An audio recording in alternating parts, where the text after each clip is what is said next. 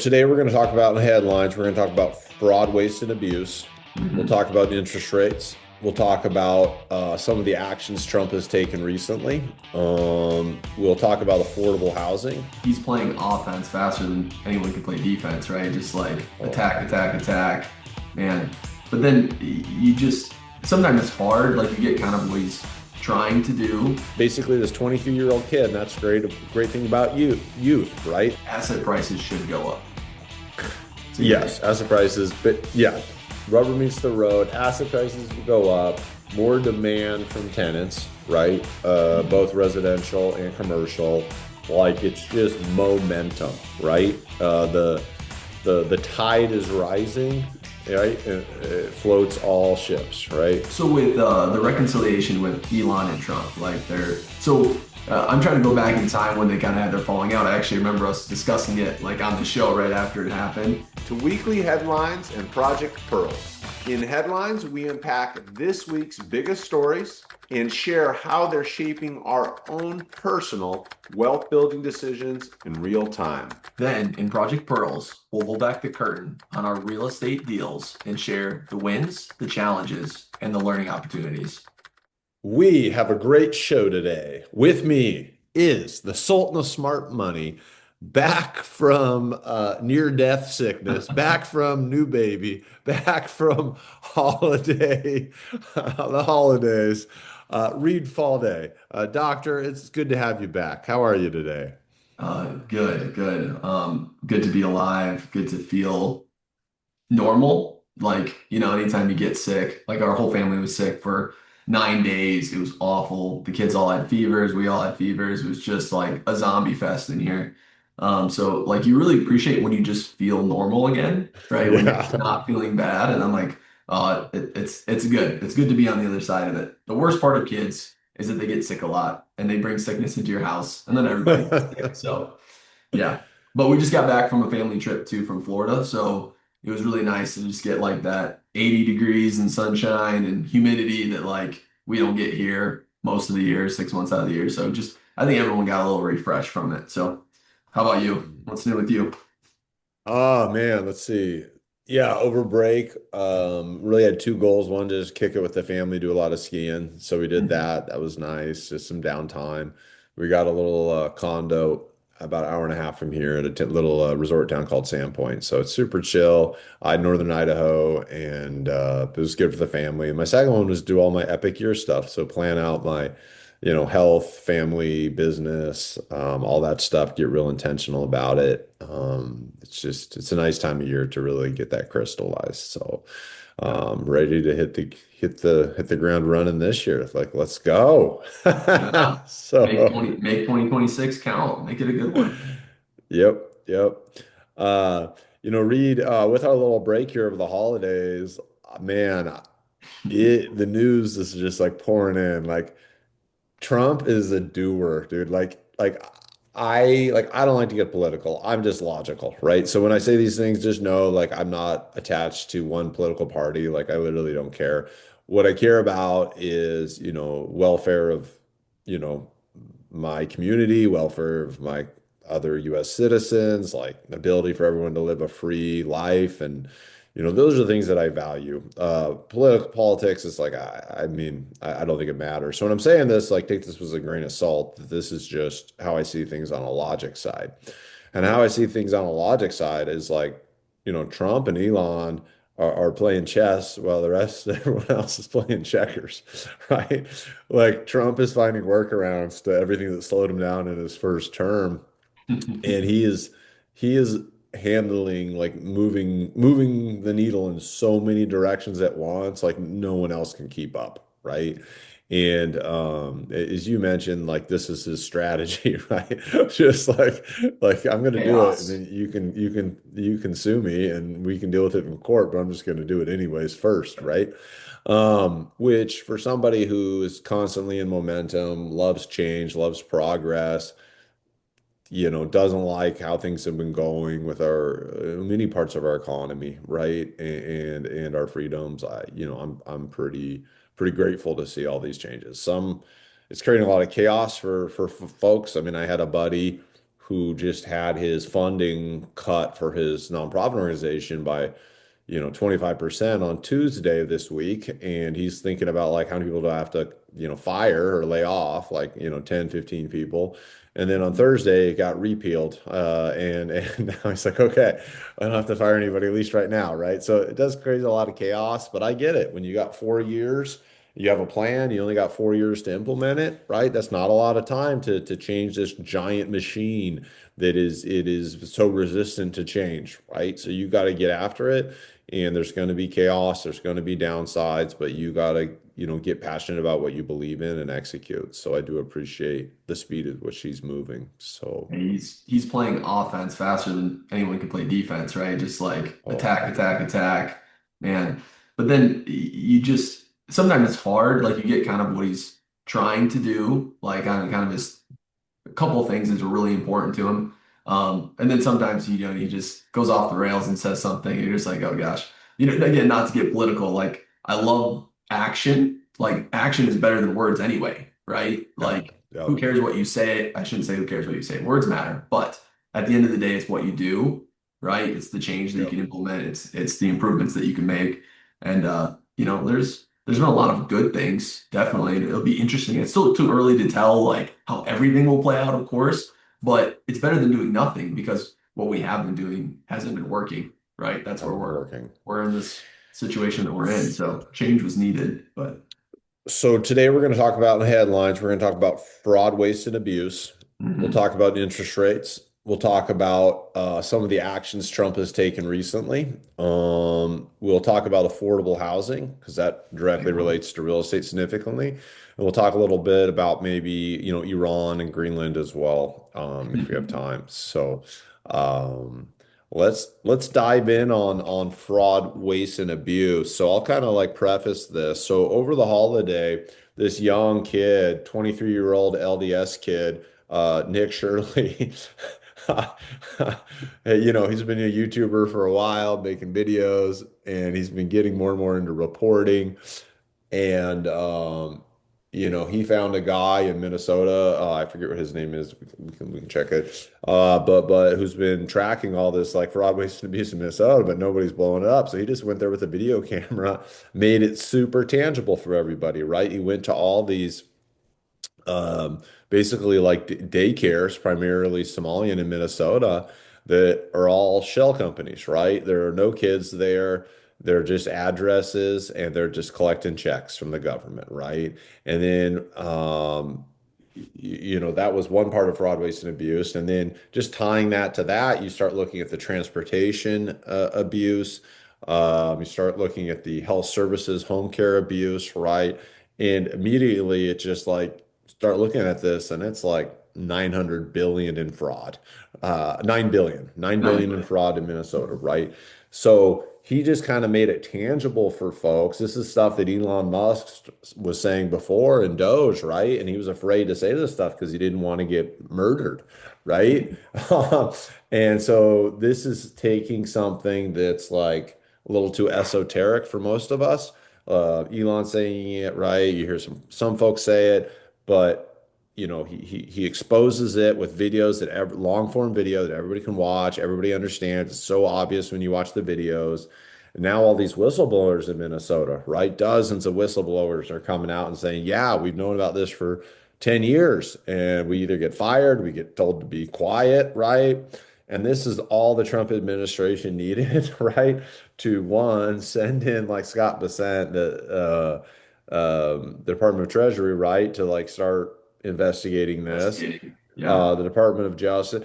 Also, they set up a role now, the Deputy Attorney General, like a new role, just to go into all these states and prosecute like fraud, waste, and abuse, right? They just see this as something they already knew about, but this basically this 23-year-old kid, and that's great. A great thing about youth, right? They just think differently, they just do things differently, expose all this. Um, in California, the auditor report came out, and it looks like 76 billion already in California identified. 24 million in homelessness. It's like, where's this money going? Like the homeless problem is just getting worse. Like, what is this 24 billion doing? 18 billion for high-speed rail, and there's no rail at all. 32 billion in like unemployment services, COVID relief. Like they're just like seeing money just disappearing, right? The California budget since Newsom came in has gone up like 75%.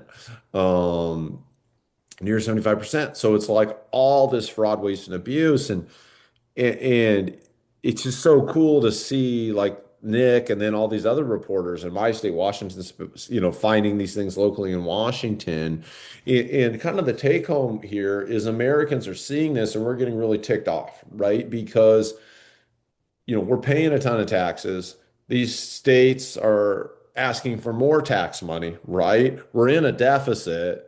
And then if you just look at all this fraud, waste, and abuse, and it's like if they just fixed it, basic accounting principles, like verify, right? Like what you're doing, like all of a sudden, like we're not in a deficit. All of a sudden, they're not asking for more tax money. But I mean, if you think about this too, this is like my favorite math that I like to do. If I'm a citizen of like, let's say Minnesota, okay?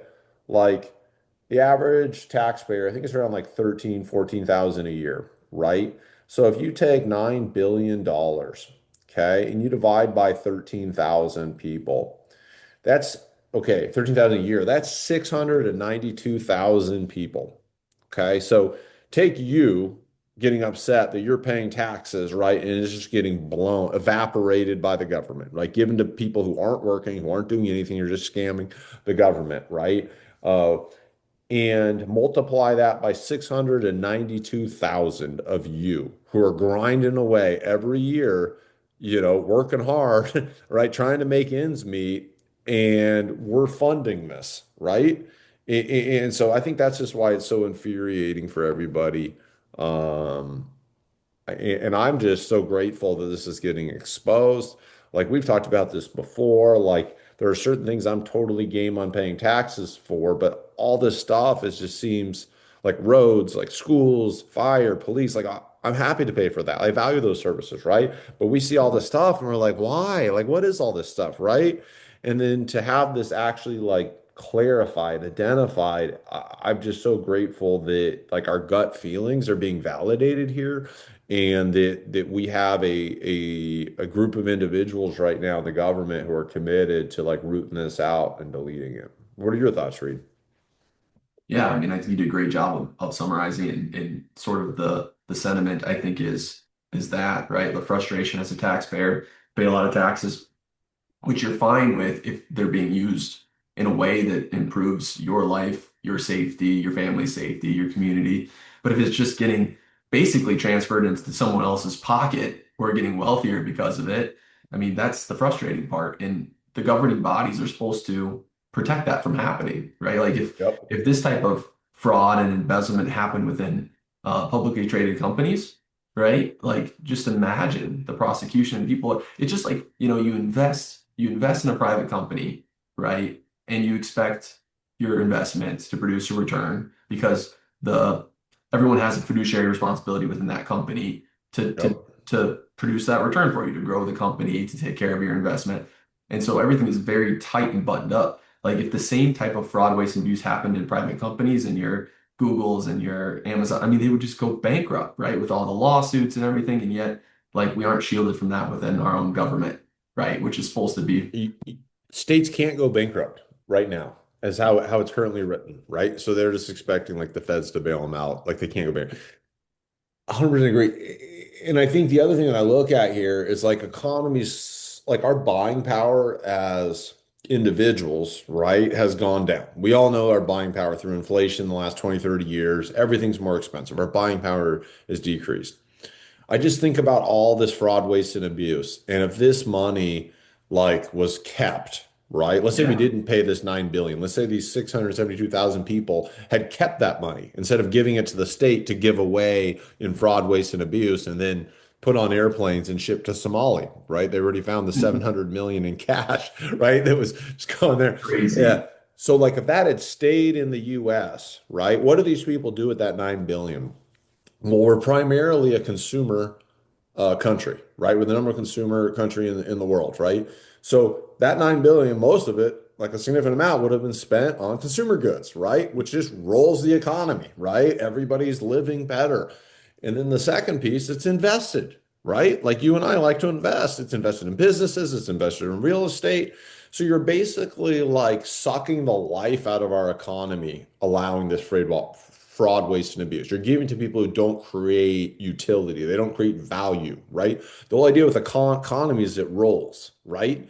It gets paid Yep. out and it gets paid back. It just compounds and grows. The But when you're, velocity of money, how much yes, it lots of money. transacts. When you've Yes. got a hole and it's just leaking out the side, right? You're like, I'm working harder. I'm being smart, but like everything just costs more. It's just getting harder. Why is that? Well, we got a giant hole in the system, a giant vacuum that we've allowed to happen, Yep. right? So I'm super excited to get this buttoned up. I think our economy, I mean, we both like the All In podcast. Like, I mean, it's so cool to listen to like billionaires talk. They're so smart, right? They became Yeah. billionaires for a reason, right? Yep. Like if they didn't have family money, right? They became billionaires. Like they're smart guys typically. Yeah, you Yes. get lucky, but you're also smart. And I love like hearing Howard Lutnick, like the billionaire works for Trump, right? He's talking about like where he thinks the economy is going to go. Hmm. If we get interest rate cuts, he's thinking a 6% GDP Yeah. growth, which is insane growth for a country, right? A Yes. company, it's like, okay, narrow, like company, it's hot, it's growing, it's fine. But for a country, a diversified portfolio of everything, 6% is insane growth. And that's pretty much where we're at if things continue on this trajectory, right? Between like 4 to 6% in the US next year. You crud all this, you get interest rates come down, you cut this fraud, waste, and abuse. Like America, I feel so good about us thriving, which is going to help Mhm. all of us, right? Our dental practices, like all of a sudden, people have money for dental practices, right? All of a sudden, we have money to pay team members, right? And then if Mhm. people aren't just relying on the system, right, for free money, they got to actually work, right? Then you have more people in the workforce, so you have more people to hire too. I mean, who knows where this is all going to go? But I'm really happy about where this is going. There's nothing more annoying when you're running a business is seeing money walk out the door, right? Just for laziness, right? And this is what we're seeing with our taxpayer dollars. So, And sometimes you just got to shed a light, just like this Nick Shirley, right? Just put a big spotlight on it, get a lot. I think his video had like 600 million views or something like dude, that, which is just crazy. well That's deserved. Well yeah. deserved. So like the more that this is looked at, and then you also have a president that wants to cut the deficit, right? That wants to try to control spending, and so that he's going to actually prosecute versus like make it about race or Yeah. a Yeah. marginalized group or something. It's Yeah. just dollars, right? It's crime. That's it. So yeah, not to mention, like you said, just if Minnesota wasted $9 billion, that's one of 50 states. That's just one of 50 states. It's crazy how much that It's is. crazy. And not to mention, like, we talk about, oh, we gotta cut defense spending or cut Medicaid, Social Security, whatever. Yes, those are like the number one. But imagine if you took all the fraud, waste, and abuse out of there, maybe those programs can sustain themselves. And Just then work smarter. Just yeah. work smarter. We already talked about this, right? You just put all the Social Security money, invested it in the stock market the last, 40, Oh, 50 years instead of just at whatever 2% it's at, right? Like it'd be fine. Social Security would be just fine right now, right? So it's just let's do this smarter. yep. Um, okay, so that was one big headline was fraud, waste, and abuse. This is not going away. The next 2 years, you're going to see this. You're going to see so much going on here. I'm super excited. And on our show, Dental Real Estate Partners, I mean, how does this affect you, right? Like you will see momentum in the economy that will help your investments, Sure. basically, Yep. right? This is what we're A- looking at. Asset prices should go up. So Yes, asset prices, but yeah, rubber meets the road. Asset prices go up, more demand from tenants, right? Mhm. Both residential and commercial. Like it's just momentum, right? The tide is rising, right? It floats all ships, right? Yep. Um, A rising tide lifts all ships.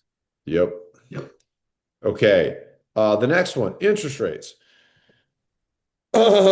So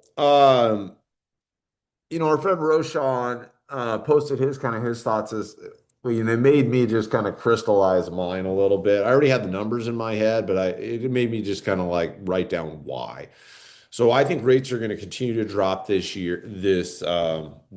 So, there's a few things that affect rates. So one primarily is the federal fund rate, right? The Fed, everyone knows like them cutting rates. Okay, that's a core piece.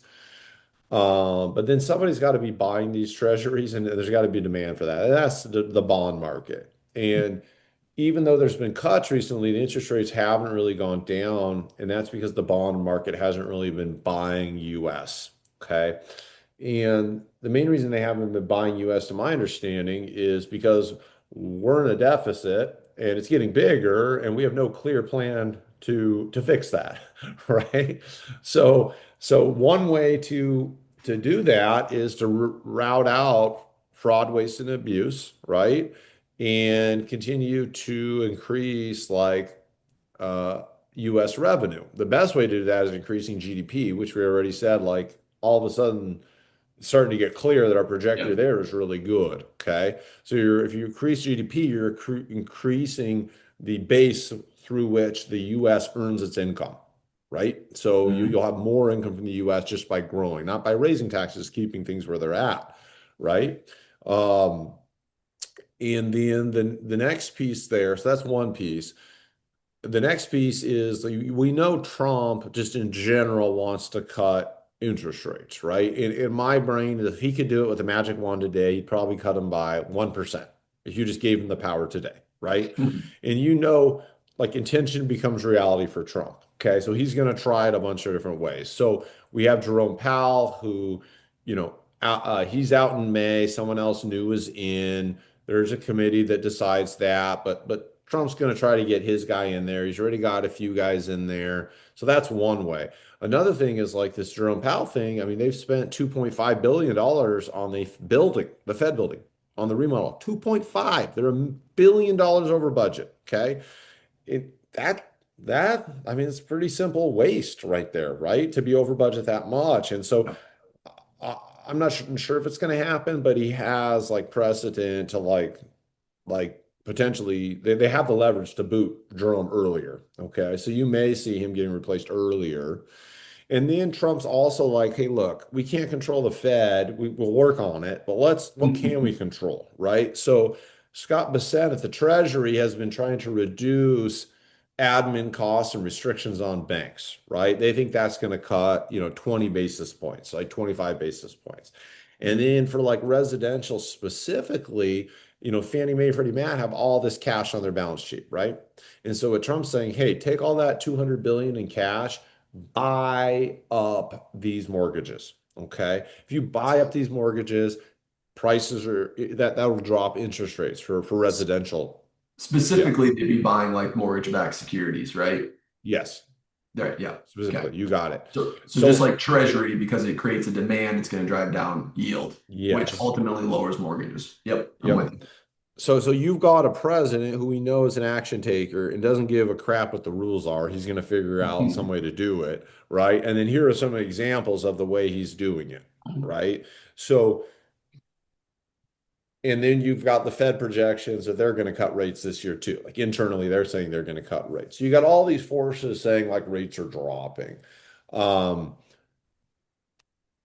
yeah, so that's huge. So if rates are dropping, real estate pricing lags, okay? Usually like a year or two, okay? Actually, it lags less on raising prices. It lags longer on lowering prices, okay? So if Yep. interest rates go up, people don't want to sell their real estate for less. It takes them a long time to adjust to that, right? They're only doing it if they have to, like death, disability, divorce, dissolution, right? But raising prices, once people get a sense like, oh, I can raise my prices now, that happens quicker. There's still a Quickly. lag, but that Yeah. happens quicker, right? So I believe interest rates are still going to come down some, but already last year with the 100% bonus depreciation put back, interest rates dropping, I think across all real estate asset classes, across all geographies across this country, just on average, I think we've bottomed out. On real estate prices. on real uh, estate prices. as a whole, as an I aggregate. I see office, I see some cities, the office occupancy is coming back up, right? I see office just kind of like this is where it's at, right? And I mean, in my town, a couple downtown buildings, one nice one, like they both sold for $26 a square foot. Okay. 26. Like to me, like, it costs brand new 400 to build an office building downtown, $400 a square foot, right? Like a good deal is like 100, $120 a square foot, but you got to have the demand. You got to have somebody to actually go in there to rent it, Yeah, right? you And then gotta two, if you're converting it or upgrading it, that costs a lot of money too. You got to add that to the significant. 120, right? Yeah. And so there's just enough vacancy that I'm thinking I saw two sold for 26 last year. There's a couple more that haven't sold that have been on the market for a while. They're at like $65 a square foot. Why? Because they're overpriced. They need to be down at like 30, right? And so office I've seen kind of bottom out now. Retail's picked up, I've seen locally, nationally, multifamily. It's kind of bottomed out. As people, the biggest issue with multifamily now is just affordability, right? People like wages, right? And as you see this economy kind of turn over and you see the interest rates drop, I, I just think we're there. What do you think on interest rates and real estate pricing, Reed? Where do you see it? Well, just you quick touch on multifamily. We were just doing kind of a portfolio wide kind of assessment of just like occupancy right now in the Mhm. markets we're in, and occupancy's been down a little bit. I mean, more in the lower 90s than it is Yep. before, traditionally more mid upper 90s. Part of it is just from supply coming on board. Yep. But we're also projecting out that then the next couple of years, no more supply is coming on board because everyone kind of Yep. stopped building in the 22. So I think in pricing, my mind goes interest rates, but also goes supply, right, and demand, and how that Okay. kind of all factors in. So obviously you are as well. So as far as interest rates go, like the biggest pressure, Trump's trying to pull a few different levers, which is good if us as investors that use debt want interest rates to go down. That's a good thing for us. The biggest thing I was thinking about is just like we don't even realize the biggest is like if you own a piece of real estate and you have a loan about to come due, right? And interest rates have increased since the last time you set this rate, you start to stress a little bit because now your cash flow is going to be pinched, or you could possibly end up owing money back in to try to get Yep. your debt service coverage ratio when you want. Now, Trump is a real estate right investor, right? He thinks in terms of real estate and business. And so he looks at the US economy and all these T-bills that are rolling over that he needs to refinance, Yep. that the government has to refinance in the treasury market. And then also new treasuries that'll probably be a purchase to help cover the deficit. And he's like, oh my gosh, our debt costs are outrageous. Like we have to lower these rates or Yep. we're gonna be in trouble. So he's looking at, I'm just showing you micro level, like as an individual investor, macro level of like a president who kind of thinks that way a little bit. And that's where you can kind of see why he's trying to put pressure on this. Scott was the head of the Treasury. He's not been issuing like longer term bonds at like he'd like to because the rates are still too high, right? He doesn't want Mhm. to lock in that rate for a long time. He's been doing a lot of shorter term stuff. So yeah, he's chomping at the bit to get rates down so he can refi out that debt with a much lower rate. Um, And that's the same thing like with us, right? So you can in real estate use short-term bridge debt or whatever you want to use if rates aren't right where you want them, because then you have yep. more flexibility to refinance, or put a new loan on with longer fixed rate debt when the rates are where you want them. Speaking of that, let me give you an example from this week. I called a fellow developer buddy of mine and we just kind of caught up. He got a bridge loan. So he built the building, right, with a debt product that is a higher interest debt product, right? And then he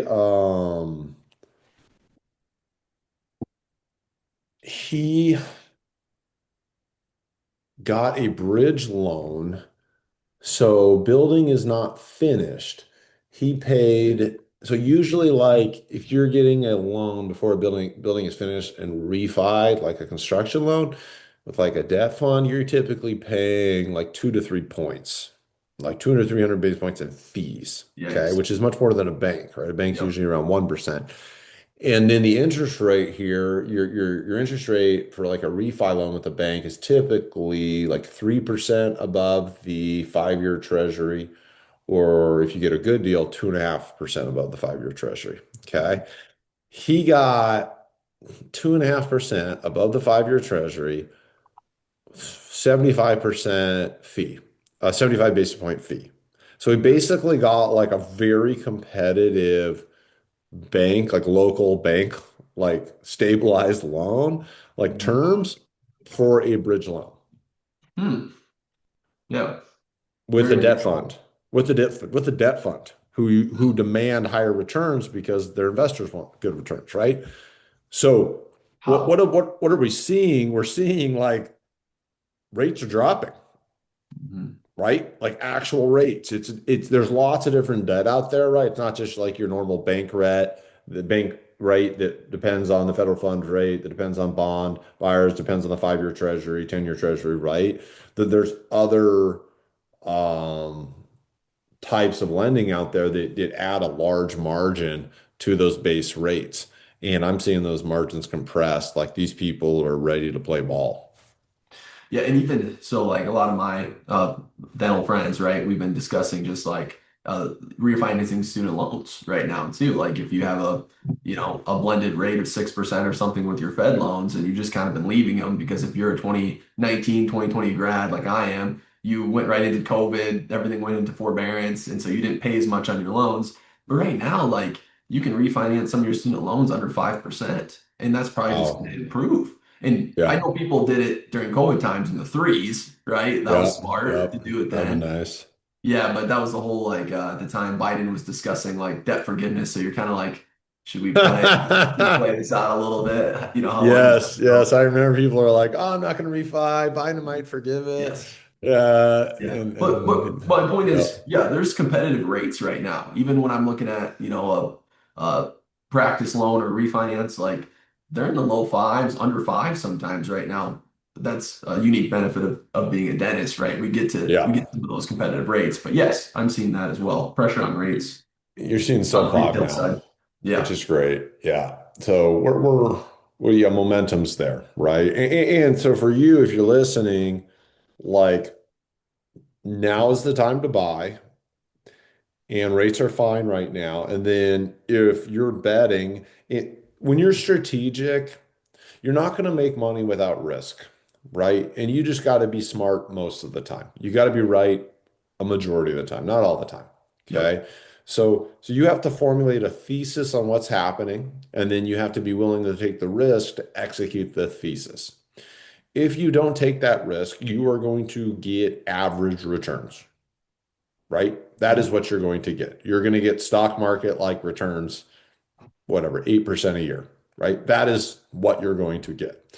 So if you want higher than that, you have to make bets. Okay. Reed and I make bets, but we do a ton of research. We hedge our bets, right? But at the end of the day, we're making a bet. And Mhm. so if you want to make outsized returns, you got to do the research and make a bet. So I'm making a bet that interest rates are going down. I'm making a bet that this pricing's on average is not going to drop. I'm still looking for great deals. I'm not buying just anything that falls in my lap, but I'm not expecting prices to continue to drop over the next couple of years on average. So, Yep. yep, I think those Yep. are the key points. Um, okay, so we talked about fraud, waste, and abuse. We talked about interest rates dropping. Trump's taken some wild actions. He's he's done quite a few things in this new bill. So we had the big beautiful bill last year. They're working on another bill, and the Republicans want to get this done before midterms because Midterms. they feel like they Mhm. can push it through. And there's some crazy stuff in there about affordable housing that'll literally change how Americans buy homes. And we got a little bit on Iran and Greenland. Do you want to dive in a little longer here, Reed? How are we doing on time this episode? We're doing good. We're about 30 minutes in right now. We could just focus on headlines today, and then maybe we can hit on some project pros next time and kind of focus more Okay. on what we got going on the investment side, on the real estate side. Okay. I'll just list these off and then you can dive into one you want. So here are some Trump actions the last few weeks. Uh, Trump and Elon have reconciled. So the two biggest, most impactful movers and shakers in the U.S. arguably right now have reconciled. I think they both see the flaws in each other, but that unified vision they both really care about. Um, the American operation in Venezuela. And I got some friends that elite military forces that were there. I've heard some stories. It's really incredible. Uh, Trump's released this max 10% interest rate on credit card debt. He's tossed out that idea. He's tossed out insurance, just going direct to the consumer, cutting out these insurance companies. Yeah, and then the affordable housing piece in this new bill. I mean, there's a lot to dive into. We can dive into that one too. Any highlights you want to talk about? So with the reconciliation with Elon and Trump, like I'm trying to go back in time when they kind of had their falling out. I actually remember us discussing it like on the show right after it happened. So would you say they agreed on the problem, but they disagreed at the time on the process of, or the solution, I should say? Was that it, or was it Um, just ego? I think Elon wasn't seeing what he expected to see, right? I think Elon is very transparent. Like, you say you're going to do this, I'm going to do this, right? And we're Yep, going to do this. So Elon's like, hey, you said I could come here with Doge. I can make him these recommendations. We're going to execute on these recommendations, right? yep, And so Elon's like, I did my part. You're not executing, and I'm getting just destroyed with like public opinion right now and my yeah, company, right? Like Tesla's suffering, like I'm yeah, losing, my company's suffering, and you're not executing on your side. Like very frustrating, right? I think Trump understands when to push, when to pull back, when to push, when to pull back, right? Or he's very good at it. yeah, And I just don't think Elon had that push and pull as much, right? And then the communication wasn't ideal, so they had a falling out, and then some catty stuff back and forth. And then at the end of the day, yeah, I think one of them probably reached out. I'm guessing Trump, that's just kind of his way, reached mhm, out and be like, look, I'm sorry about A, B, and C, but here is what I'm committed to, and here's how we're going to do it. I'd like you back in the fold. Do you want to come and have dinner? And yeah. that's just my sense tells me something like that happened. Okay. Yeah, and I just think I was listening, like again, we talked about all in, but like any of these wealthy guys that decide to serve in the government, right? They swamp out private ownership in companies and have to show everyone what their holdings are, their net worth, and essentially even liquidate certain holdings because they might be deemed to have bias or be influencing the success or policy that will drive success of some of these companies. And so Yeah. like you saw the public harm that came to Elon when he was just trying, just depending on what you Yep. feel about, but was really just trying to cut the fraud, waste, and abuse and help rein in government spending. And whatever he's laser focused on, that's what he does. He's only, that's why he's Elon Musk. And then on the other side of that is like the David Sachs, right? If you know much about David Sachs, kind of the czar of crypto and technology and everything, and is a good advisor to the president. But like how much net worth he lost by serving in the government as an advisor to the president is just crazy. And yeah, Same so I with just Letnick. Same with Letnick, right? yeah, They're cutting all these investments they have, right? It's like you and me buying a building cheap, putting a bunch of money into it. We know in 2 years we're going to like double our money, but we just say, hey, we got to get out and take a little bit of a penalty, right? And lose a little money because I'm going to do this government gig, right? yeah, You're just you're halting all wealth gain and all potential wealth gain that was you were going to realize and materialize over the next 4 years, right? All those big bets you made.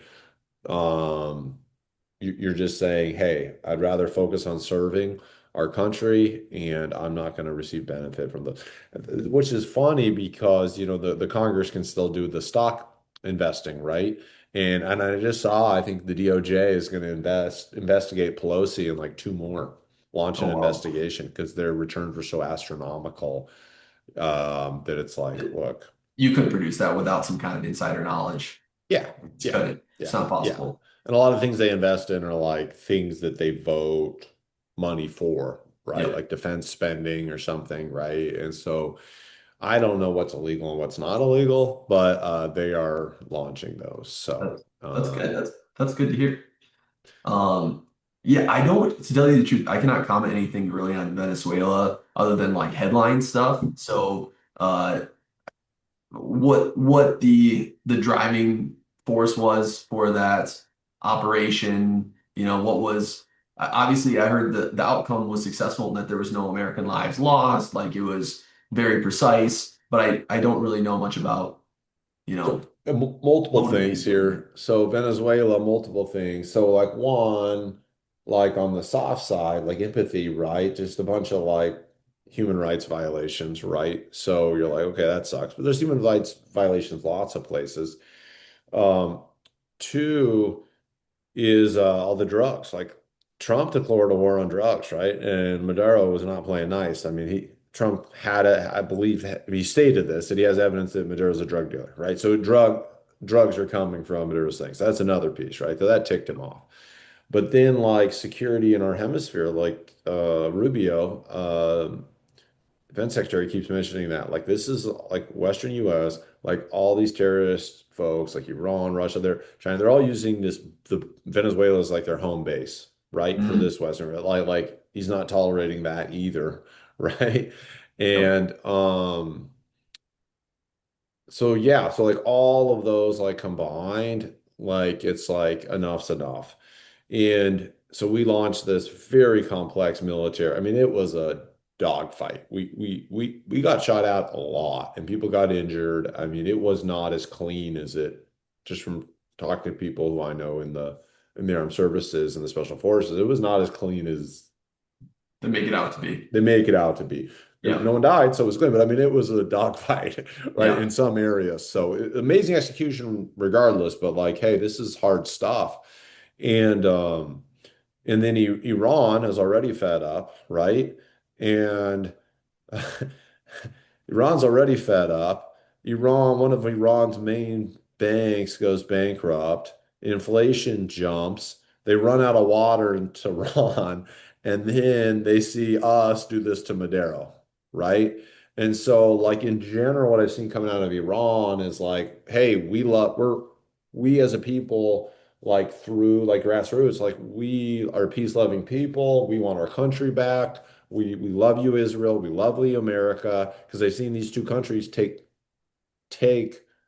military action, right, Mhm. in the last year now. And so that I feel like the Trump space was like the last straw. They're like, if we show like this guy will take action. He's already bombed our like the nuclear facilities, right? He's shown he Yep. will. Iran's shown they will. I mean, Israel has shown they will. Let's give them a reason to like end this, right?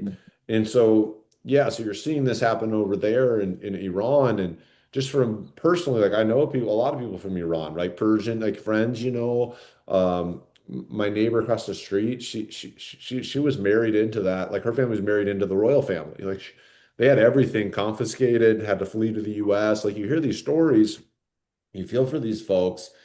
And but the issue here is twofold, right? One is this leader is actually tied to a religion, a very popular religion, right? So it's not just running a country, it's also tied to this religion. And then two, if we're doing this, like we're setting the precedent for China to like, oh, Taiwan, like like you guys did, we wanted Taiwan. I mean, it's different, right? But you're kind of setting the precedent, right?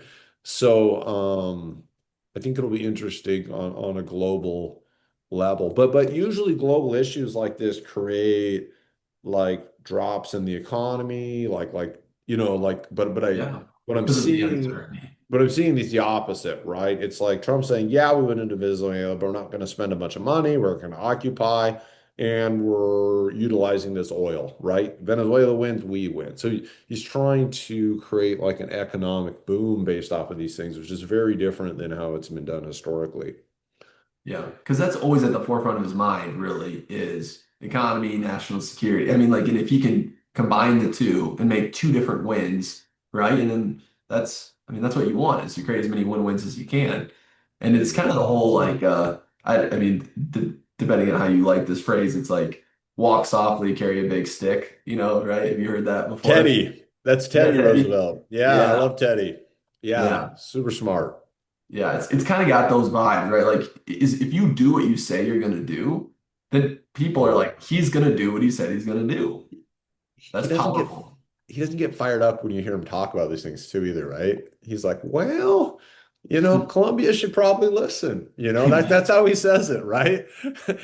That is him being serious, right? Like that kind of tone of voice. And so yeah, speak softly, carry a big stick. Absolutely. I think the last piece I want to touch in on is affordable housing. Okay. So we had the big beautiful bill come out, like they were able to get this through the Republicans. The next round has been released. It's still got to go through revisions and everything, but there's some really interesting stuff in relation to affordable housing and some other stuff too. So I wanted to touch on some of these, see if you had any thoughts pop up for you. So Can you say yeah. if there's just been pretty good support? Is the vibe, is the feeling that it's well supported?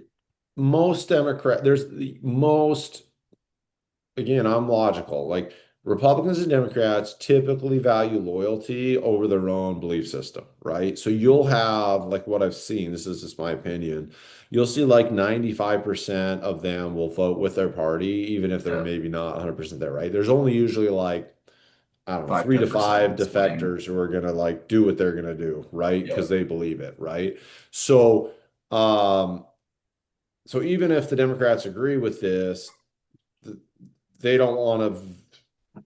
They don't want to give the win to the other party. Yeah, so vilify is the opposite. They don't want to heroify Trump, right?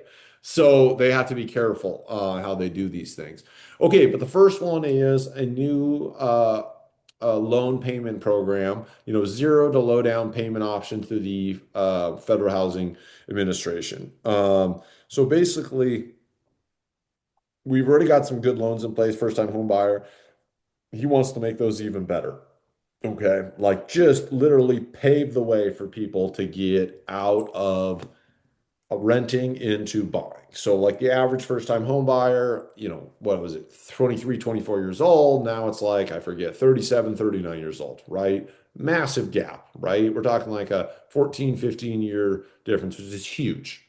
So he's going to do it in every way. He's going to attack on many fronts. So that's one way. Okay, make the debt cheaper. So that's people trying to get into homes. Um, the other one he's talking about is, people don't want to sell their home because they got a 2.5% mortgage, right? So he's saying you can take your mortgage with you, right? So he's trying to free up um, inventory, right? If I'm 50, I've got this house, I'm ready to move, I'm ready to downsize, I'm ready to move to a new state, but I don't want to because I got a 2.5% interest rate and I'm looking at a 6.5 right now. He's going to say, hey, you can take that with you, which is going to, I think it's probably going to create problems later on. Yeah. But I think in the short term, it allows that house to now be transacted on, right? And home ownership and home building are like cores to American value system and cores to American economy, right? So Can I ask you a question? yeah, So if you have a agency loan, 30-year fixed, Freddie, Fannie, whatever, and it's fixed at 3%. Well, I know that there's some subsidies there, but interest rates climb over the next 30 years, and say the average federal funds rate or whatever is much higher than that over the course of the loan. How is that loan getting subsidized? Who's paying that spread? like now you're saying? Yeah, like so I'm trying to make this problem project out. If you can keep your rate and move to another house and people will Yeah. actually keep these 30-year fixed rate I mortgages, I but I they're so think much it's lower. yeah. So whoever owns that mortgage, right, would sell it when it and then I mean would it get dissolved typically like as it is now. That Yep. mortgage get dissolved, and then they get their money back. And then they like if I'm a bank or if I'm holding this policy, if I'm Freddie Mac Fannie Mae, I'm holding this loan, right? $500,000, you're paying me 3%. Okay. I want you to, if I'm capitalist, I want you to pay that off so I can lend it out at a higher rate, Hmm. correct? Because I got to borrow at a certain rate too, right? I'm not Correct. gonna, yeah, I got to have my margin. So what he's, I think, essentially saying is, I'm Freddie Mac, Freddie Mac. Like, I'm not going to get money for that. I'm actually just going to continue to hold it. So it's not like I'm borrowing new money. I'm just continuing to hold that loan, that note that I already have, and transferring it to the new house. And then if there's a gap, that gap gets lent out with like a new program, right? So there's going to be the senior loan and then like the gap loan. Because you're right, like where's the money going to come from to say, hey, I'm borrowing from the federal, I'm borrowing whatever I borrow at from the Fed or wherever I borrow, right? And I'm borrowing at, let's say, 4.5%. I need to have my spread to run my business, so I need to lend at 6%, right? So I can't do a new loan at 3%. Somebody's got to pay for that, That's right? yes. Where's the And margin coming from? yeah, and he doesn't have congressional approval, right, to spend those funds. So I don't think he can do that. I Okay. think what he can do though is say, hey, you can keep the loan you got, but if the new place is more expensive, you got to pay that spread. It makes me think that they're going to average up rates altogether if that was the case, because they would need to bank in a little more security on their margin, right? Because they don't, the rates, if you're a lender and you're borrowing at the federal funds rate of, again, say 3%, and you're loaning out 3.5 or 4, you can't take a deficit over the course of a 30-year loan. I mean, I think let me give you the example. So let's say I'm Fannie Mae and I have $500,000 loan to Reed. Okay. Mhm.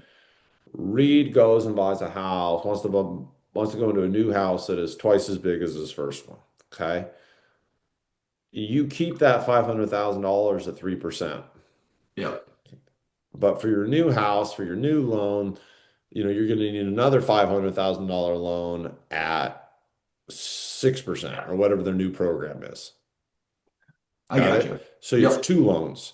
It's Yes, going to be a essentially blended. you could Yeah. average them out, but I don't think I don't think they can redo the old one because like I said, that then it's like you need the money to come from somewhere specifically, Okay. right? And so I guess they could because they're trying to get this bill through Congress. So they could do Okay. that. Yeah, actually they Yeah. We could do that don't because this is don't need to all get. going through Congress. Yeah, I don't mean to get hung up on that. I'm just trying to think of what the long-term consequences of that would be, right? It sounds like great in theory as a consumer using the loan, but I'm just thinking of the long-term consequences of being able to carry your mortgage with you from house to It's house. it's profitability of Fannie Mae, Freddie Mac, Yeah, right? Like their margins would get cut over time because they're not re. But at the same time, just by moving things going, they're actually doing a bunch more loan volume, right? Because that extra $500,000 loan that they're going to make money off of at the new rates, true. they wouldn't have done that loan if you hadn't. So it might actually That's a even good point. it's like basic economics, right? Just Assuming let's they go. make, assuming the consumer doesn't make just a straight lateral move, but actually goes up in a house, which most people do. If you're gonna buy a new house, you're typically gonna probably move up. And then there's So, transaction fees, right? The realtor gets paid, there's demand. yep. People are moving out of their parents' house, so now you have more inventory available, which helps with house pricing. You have more buyers available, right? Um, yeah, it just Just gets gets money things moving. moving. Gets Velocity money of moving. money. Yep. Okay. Um, so another one that's really interesting is, they want to sell underused federal property, so that's not new. They talked about that during Doge, okay? Yep. But some really interesting new ones is if I'm a home builder and I sell to first-time home buyers, that is the majority of the home building market, right? Like if I am um DR Horton, right? Or one of these Lennar, one of these big home builders, My target market is usually first-time home buyers, or it's like the one after first-time home buyers, right? Those are like the two biggest market segments. Luxury is cool, but it's very small. It's entry level homes for the most Entry part. level homes. Yes. So now, like, I don't have to pay capital gain tax on that. And if you remember, short-term capital gain tax is at ordinary income rates. It's not Oh, 20, 23.8%, right? It's like 30. So whatever their corporate rate is, so they basically are like, holy cow, right? You just jumped our earnings by like a third, right? yeah. Our net margin by a third. Like we are much more incentivized to do first time home buyer thing here. And that's who Trump's going after, right? He's not trying to help the 50-year-old already own two homes, right? And he's trying to get the economy moving. But if you're looking at the individual, the avatar he's trying to serve, the he wants people to be able to afford houses when they're 23, 24, 25, right? He doesn't want to have them wait till they're 37 to 39. So he's trying to help that person. So let's say he gives this tax cut to Lennar. Yeah, okay, part of it they're going to keep as net margin, but you know how it goes. The other half of it's competitive, right? That like it's going to drive down new price, new home values. Okay. The other thing he's doing is if we have more of a renter nation right now, right? Less and less homeowners, more renters. He's also eliminating capital gains tax if I own an apartment building. And I don't know the legal piece around this. This will be interesting to see because like in my state, condo laws are terrible as a landlord, right? It's very hard for me to convert an apartment building into condos. A lot of liability, a lot of cost. What he wants to do is like I have an apartment building, you have an apartment building, Reed. You'd be able to offer up these different units as like home ownership condos to the Hmm. tenants, right? And one of the biggest issues with condos is not the is the liability, yes, the cost to do it, the complexity, but the third and probably the biggest one is it's hard to freaking get loans for them, right? Hmm. So if he can say like, hey, if you sell your apartment to somebody, like the government, like federal government's going to make this like make this happen. He's going to make it so you can actually do it, right? And the states have to follow through. But then all of a sudden, you're like, you're looking at your margins, Reed, and you're thinking to myself, okay, we've already added value to this apartment building. Our return on equity right now is 4% a year. Okay. Time to harvest. Time to harvest some equity out of it because Time to it's harvest some time to equity. move. Usually, when you harvest equity, you sell the whole building to the next landlord, right? Hmm. But what he's saying is, look, you don't have to sell the whole building. Like I'm going to give you incentives to split your building up in chunks and sell it to your tenants. Hmm. Now this 30, this 50, this 90 units of rentals, right? Now you just in one swash created, you know, because if they're accepting their credit as is, right? And they're giving them a loan that makes sense, right? And they're making it economically viable to you. Like they just created 90 new homeowners. It's much more Hmm. efficient. Yeah, my mind goes to like appraised value of individual apartment units versus appraised value of a apartment building, right? As a commercial property. Just I'm just interested.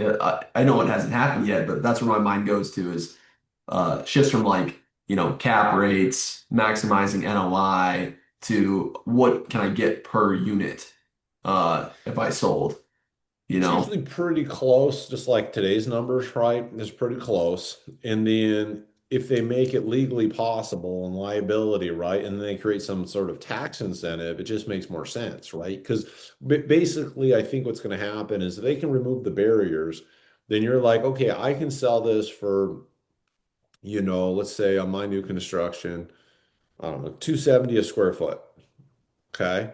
Well, if you look at home market on my area, like the sale price for new construction is probably like 300 a square foot, right? Mm. So now I'm like, oh, I can make a little bit more money on a little higher value on the sale price and I don't have a capital gain tax.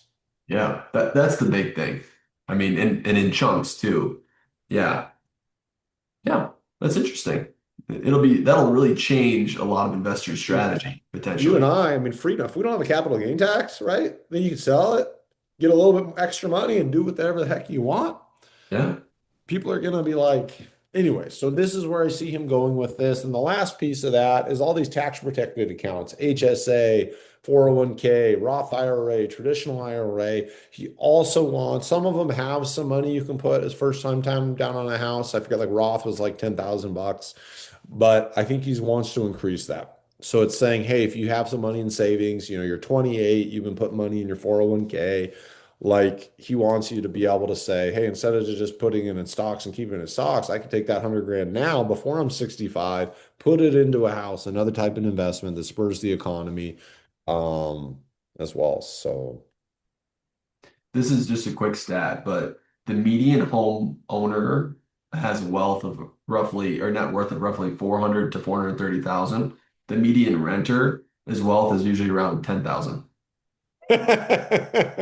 Now I know that's going to be skewed based on, age and whatnot, but homeowners are typically at the end of life 40 to 43 times wealthier than renters on average. it's a So, mindset. I mean, It's it's a a force, mindset. it's also just a forced savings, right? Like Yeah, a it's mortgage the is a forced best. savings. That's how I look at it too. When my Yeah. mom or my sister's like, real estate's a good investment, a single family home, I'm like, I've run the numbers. I don't think it's a good investment for most people, but I do think it forces folks to save Yes. 100%. And that's not a bad thing. And then it also encourages family values and you take better care of your neighborhood and you just think differently when you're an owner, just like of a business, right? You just changes Yep. mindsets. So Yeah. Do you want to live in a community of all rental homes or homeowners? You can, Yeah. depends if I'm looking to party or I'm looking to chill out. Fair, Uh, fair. Well, Reed, I think we had a lot to cover. We could dive into more of these over in the upcoming weeks, and kind of how they're affecting our properties, right? We both are making decisions, so we can dive into that next time as well. Thank you for tuning in. We appreciate you having you. If you have any questions, feel free to reach out to Reed or I, or join us on our Facebook group, Dental Real Estate Partners. Have a great week. Take care. Thanks for joining us today. If you want to connect with us directly and keep the conversation going, join our private Facebook group.